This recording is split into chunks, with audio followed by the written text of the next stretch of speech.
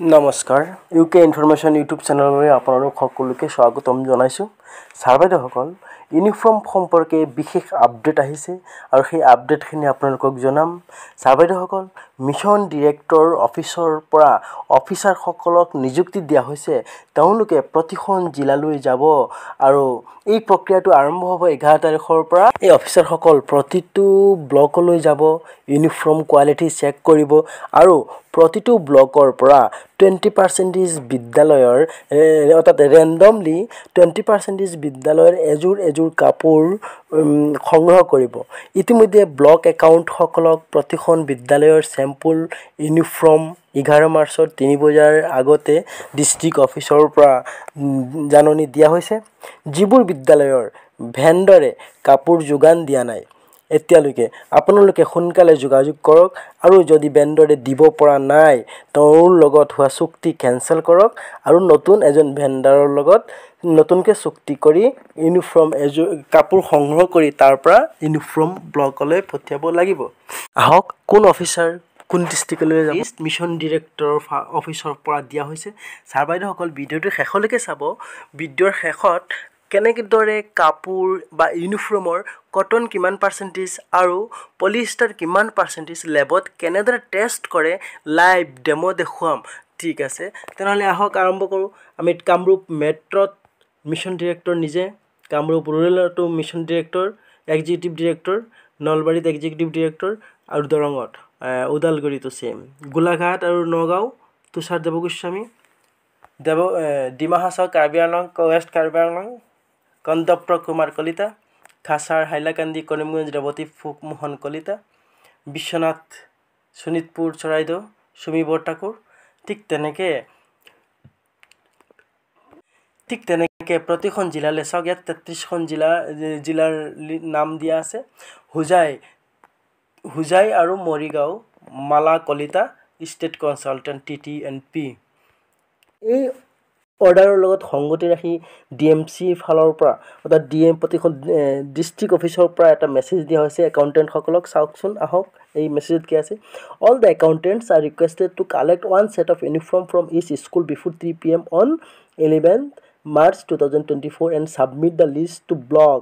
Mention may be noted in this connection that those schools who have received the uniform priority may be given to them first. এই মেছেজটো অফিচৰ পৰা district অফিচৰ পৰা একাউণ্টেণ্টসকলক দিয়া হৈছে আৰু কোৱা হৈছে 11 তাৰিখ 3 বজাৰ আগে কাপোৰ সংগ্ৰহ কৰিব লাগিব প্ৰতিখন বিদ্যালয়ৰ পৰা। আৰু কি কৈছে তলত চাওক। আৰু এটা মেছেজ আছে, note please collect the certificate copy of school level quality control committee with full signature. মই মোৰ আগৰ ভিডিঅ'টোত কৈছিলোঁ যে স্কুল লেভেল এখন কমিটি আছে, ব্লক লেভেল কমিটি আৰু district level committee. School level কমিটিত কোন থাকিব সেই বিষয়ে মই আগৰ ভিডিঅ'ত কৈছিলোঁ, আপোনালোকে চাব পাৰে। আৰু এই স্কুল লেভেল কমিটিয়ে কি কৰিব লাগিব, কাপোৰ ভেণ্ডৰৰ পৰা সংগ্ৰহ কৰিব আৰু সেই কাপোৰৰ পৰা এযোৰ কাপোৰ অফিচলৈ দিব, লগতে ৰিচিপ্ট দিব।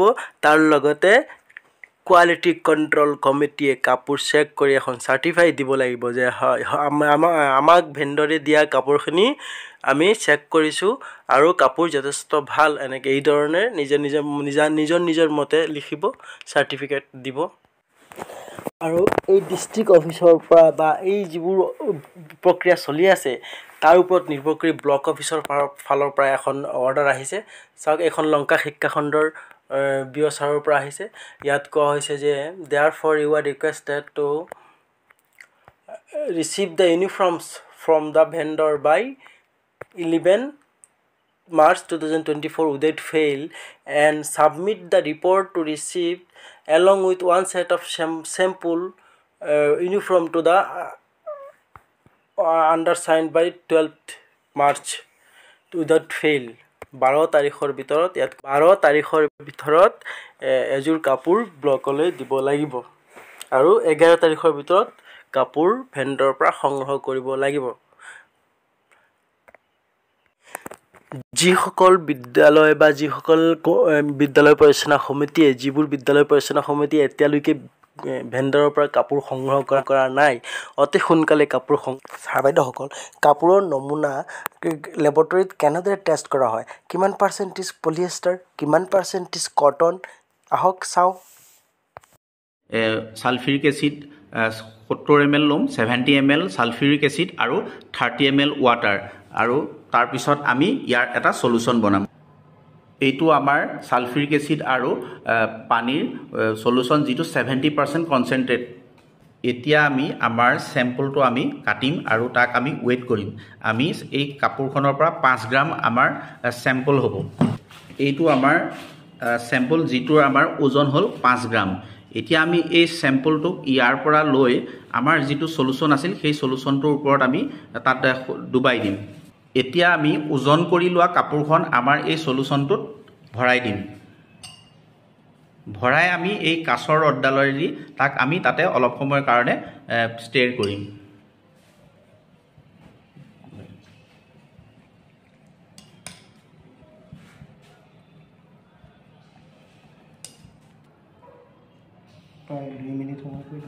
আমি কমেও ইয়াক 1 পৰা 2 মিনিট আমি ইয়াতে ডুবাই ইয়াক লৰাই থাকিম।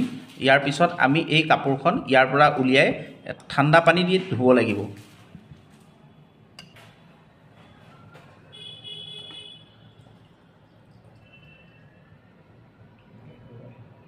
এতিয়া আমি কাপোৰখন এই বাল্টিটোত থকা পানীত ভৰাই দিম।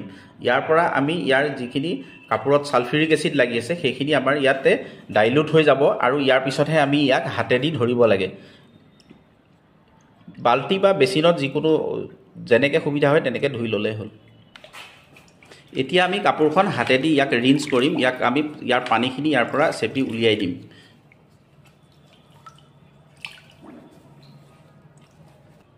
এতিয়া আমি কাপোৰখন শুকুৱাবৰ কাৰণে আমি আইৰনিং কৰিব পাৰোঁ বা ড্ৰায়াৰটো শুকাব পাৰোঁ। যেনেকুৱা সুবিধা হয় আপুনি শুকুৱাই ল'ব পাৰে কাপোৰখন।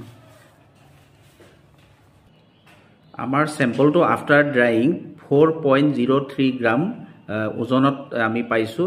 গতিকে আমি এতিয়া কেলকুলেশ্যন কৰি চাম আমাৰ কাপোৰখনত কিমান পাৰ্চেণ্ট পলিষ্টাৰ আছে আৰু কিমান পাৰ্চেণ্ট কটন আমাৰ ইয়াতে ডিজলভ হ'ল। এতিয়া আমি যদি চাওঁ, আমাৰ টেষ্টিঙৰ আগতে বিফৰ টেষ্টিং চেম্পল ৱেইট আছিল 5 গ্ৰাম। আফটাৰ টেষ্টিং আমাৰ চেম্পলৰ ওজন হ'ল 4.03 গ্ৰাম।